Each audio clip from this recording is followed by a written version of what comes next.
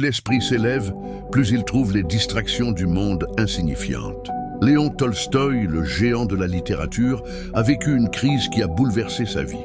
Au sommet de sa gloire, il a réalisé que l'homme lucide vit souvent comme un étranger parmi les siens. Non pas qu'il rejette l'humanité, mais il s'aperçoit que la plupart des gens sont bruyants, préoccupés par des vanités et extérieurs à ce qui compte vraiment. Aujourd'hui, nous allons voir comment Tolstoï a transformé la solitude en une force révolutionnaire et pourquoi vous en avez besoin pour trouver votre propre vérité. Pour Tolstoï, la société est une mise en scène. Il observait avec une précision chirurgicale comment nous nous perdons dans les conventions sociales, le luxe et les faux semblants. Il disait que nous passons notre vie à fuir la question essentielle. Que devons-nous faire ? La solitude pour lui n'est pas une fuite, c'est un retrait nécessaire du tumulte social. Car dans le bruit de la foule, on n'entend que les opinions des autres, on devient une copie.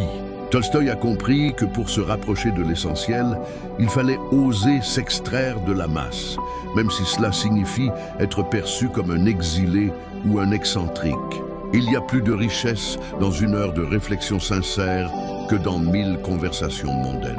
Tolstoï croyait que c'est dans le silence, dans cet éloignement du chaos, que l'esprit entend enfin la vérité. C'est là que la conscience s'éveille. Il ne cherchait pas à fuir les hommes pour les mépriser, mais pour mieux les aimer.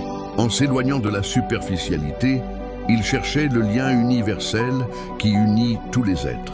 Pour lui, s'éloigner des hommes est paradoxalement le seul moyen de se rapprocher de soi-même et par extension, de la véritable nature humaine. La solitude de Tolstoï était une solitude active. Il a fini par rejeter sa richesse et ses titres pour vivre une vie simple. Pourquoi ? Parce qu'il savait que le luxe et la distraction sont des prisons pour l'esprit. Vivre avec peu, c'est s'offrir le luxe de penser librement. Si vous vous sentez parfois seul ou incompris dans vos questionnements profonds, sachez que vous n'êtes pas isolé. Vous êtes simplement en train de sortir de l'hypnose collective. Tolstoï nous a laissé une leçon immense. L'exil intérieur est le prix de la clarté. Alors, si vous aussi vous ressentez ce besoin de vous extraire du bruit pour retrouver l'essentiel, sachez que c'est ici que commence votre véritable voyage. Mais j'aimerais vous poser une question. Quel est le moment de votre vie où vous avez ressenti que la solitude était non pas une tristesse, mais une nécessité? Dites-le moi en commentaire. Je lis absolument tout le monde et vos expériences nourrissent cette communauté. Si cette réflexion sur Tolstoï vous a aidé à voir plus clair, laissez un like pour soutenir la philosophie sur YouTube et abonnez-vous en activant la cloche. En faisant cela, vous aidez d'autres esprits lucides à nous trouver. On se retrouve très vite pour une prochaine exploration.